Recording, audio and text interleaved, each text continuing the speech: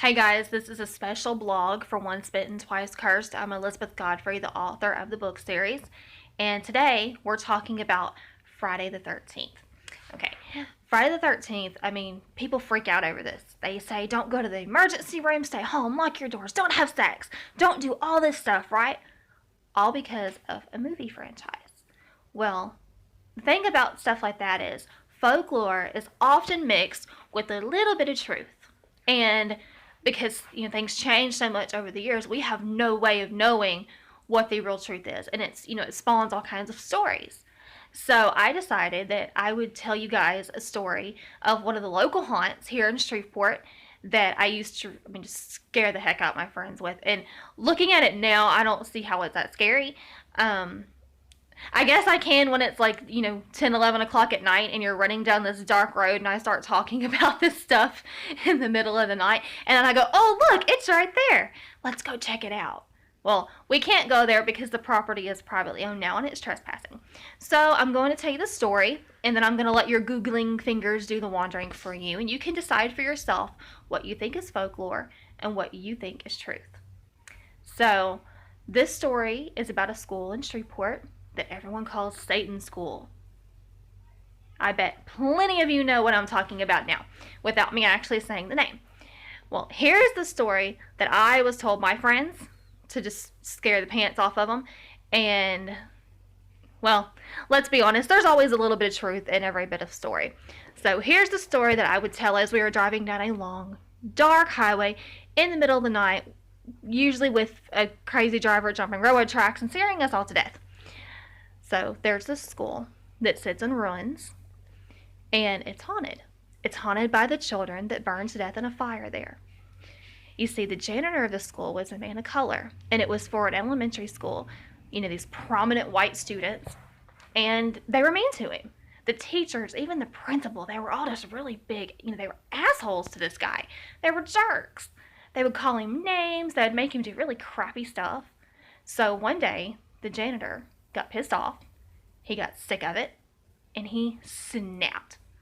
So he goes and he chains all the doors to the outside of the school shut, cuts the power for the power breaker, to slices it clean with a knife, and if you go out there, you're lucky enough to find the power box where the lines are, cut it.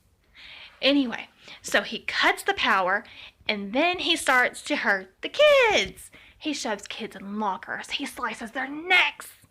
He does all kinds of really bad things. He hangs the teachers from the gym ceiling with ropes until they choke to death. And then he sets the place on fire.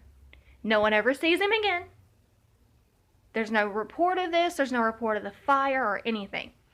But that's the tale I would tell my friends going out there. And as we'd go to the school, we would find the power box and, the gym with things hanging from the ceiling and the lockers overturned, some that had been pried open. Tell me, is it folklore or is it fact? Well, here's the facts I can tell you. The school, which we call now Satan's School or Ellevue Road School, was opened in 1957 as George Washington Carver High School. There's their biggest clue. This is what kind of debunks my story, because I always told it was an elementary school. Well, it was actually never opened as an elementary school. So my story is already crap. It's already out the window. But as I said, there's always a little truth mixed in with a little bit of the folklore. So my story might be crap, but the other story that you hear about this school is that the crazy janitor took off with a bunch of young girls somewhere on the grounds, and he did really bad things to them, and then he killed them, and he buried them on the grounds, and they were never seen again. The janitor ran off, took his own life. I don't know, maybe he hung himself from the tower that's on the same property. Who knows? But I can kind of believe that one because, it was a high school, so that story makes more sense. The school closed, and then several years later, it was leased by a college, and they were only there for a few short years. And no funky reportings, but answer me this. If the school burnt down, how did a college lease the property? So there goes the other side to my story, right? You see, back in the times that I was running my friends out there, Google wasn't a huge thing. We didn't have all the resources we have now. So you could pretty much scare anybody without them, they wouldn't take out their phone and go, hang on, I'm going to tell you what really happened. It wasn't like that. It was so much easier to scare friends when I was younger. But there is one story about LRB, not particularly about the school itself. It's about the road.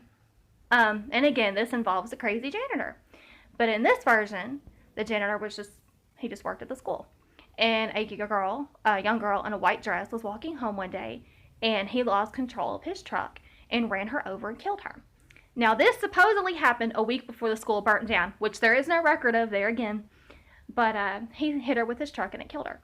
Supposedly, she walks that road all the time to show people her face because her death was overshadowed by the school burning down. In the news, she was never recognized. She didn't get her, her memorial, her final moments and all that stuff.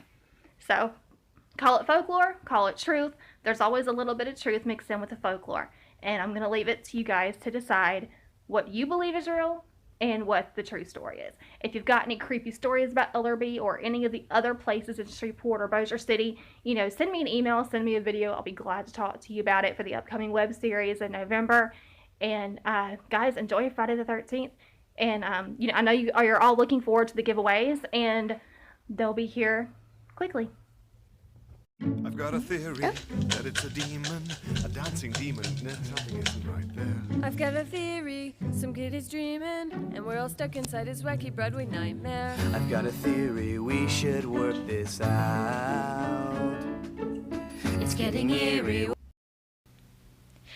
Alright, so as you can see, I enlisted a little bit of help to help me draw for the winner of the Salvatore Daylight Ring. That was the winner drawn from all the likes of the whole page. Guys, I didn't expect us to get as many likes as we did. We broke 220 within just a few hours. I was just floored and shocked. Thank you to everyone who invited your friends to like the page. Those of you that got the book on free promo last week during Comic Fest, I hope that you're enjoying it. Please drop me a review on Amazon. And I have 2 rings, 2 of them. They came in just the other day, if you can see right there. And we just drew for one. And I will be sending you a private message to get your information to get that to you as soon as possible. Now, the second ring was for the person who invited the most people to the page, and they let us know that you sent them. The winner of that, by a long shot, because not many people, for whatever reason, were letting us know who sent them to the page, is Mandy Coleman. And I will have your ring to you probably by Monday. Just get with me, text me, call me. We'll figure it out. Don't forget, guys. The new cover is in. It is on Amazon. The book is $14.99 online, or you can order it from me for $14. And if you're somewhere that it needs to be shipped, I do ask that you add $5 for shipping, payable to our PayPal as a gift, and I'll have that link as always at the end of the video. The ebook. If you got a book off of the free promo, like I said, guys, I can't stress this enough. Please drop me a good review. If you want to discuss it, if you got something to say, you can always email me at onespittennovel@gmail.com, and we'll definitely get with it. We'll talk about it.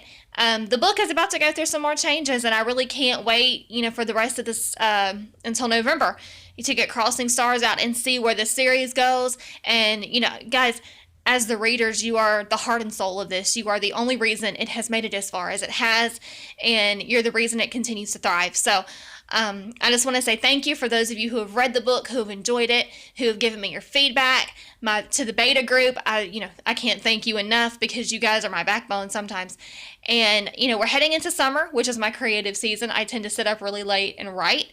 So, guys, don't ever feel like you can't send me a message or anything and we can talk about it. If you're up late too, working on your own novel, if you're a fellow author and maybe you're kind of in a funk, I'll be glad to talk with you. Speaking of other authors, I'm not doing an author spotlight this week because we did the Friday the 13th story. So I will get with that next week. And if you're an author, indie author, or if you're just now getting a book ready to publish and you're looking for a little bit of a shout out, guys, I love to hear from other authors or aspiring authors with your stories, and I will be more than glad to do an author spotlight on you. Just send me all your information to our oncebittennovel@gmail.com email account, and I will get it into the next blog. Until next week, guys, that's it that I have to say, I think. Probably not, but yeah, I'm sure you'll hear me rant about it later. online. You can always follow me on Twitter and Instagram at Liz Once Bitten, and of course follow us on Facebook for all the latest giveaways and the updates. There's one more giveaway.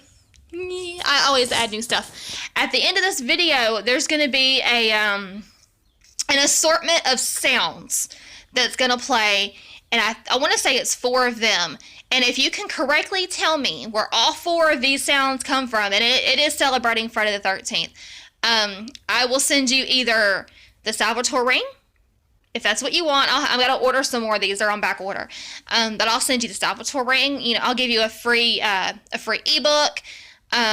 You know, we'll figure it out. But I do have a giveaway. So just look at the end of the video for those little put-togethers, and you've got to tell me correctly, the first person to identify all of them, and you'll get a free gift from me. Until next time, guys, I'm Elizabeth Godfrey with Once Bitten, Twice Cursed. Give me the power, I beg of you! S'accusati e me pote mortis me deve corde ma voce delle porte basse gembela s'accusati e me pote delle porte basse gembela.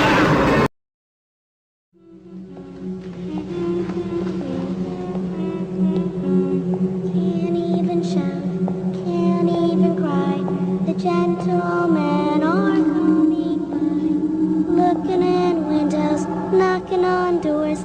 They need to take 7 and they might take yours. Can't call to mom, can't say a word. You're gonna die screaming, but you won't be heard.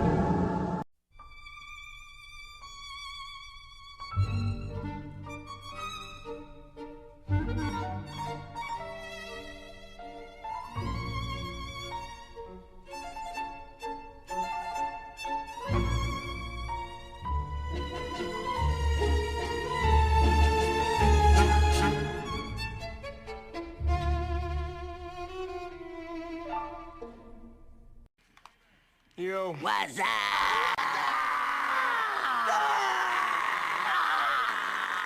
What's up?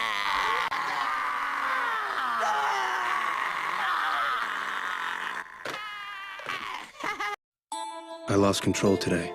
Everything I've kept buried inside came rushing to the surface. I made it through the day. I must have said, I'm fine, at least 37 times. I'm simply not able to resist her. I thought that I could smile and nod my way through it. I had a plan. I wanted to change who I was, create a life as someone new. Without the pain. Someone alive.